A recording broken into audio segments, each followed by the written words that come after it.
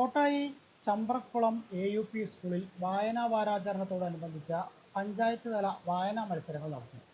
School PTA president B. Muraleedharan ഉദ്ഘാടനം ചെയ്തു. Mother PTA president ചിത്ര അധ്യക്ഷത വഹിച്ചു. PTA കമ്മിറ്റി അംഗങ്ങളായ PK Rajesh, P. Serena, M. Fousiya, N. Sajitha, അധ്യാപകരായ PS സുനിത, V. വിനീത, MR രാഹുൽ എന്നിവർ സംസാരിച്ചു.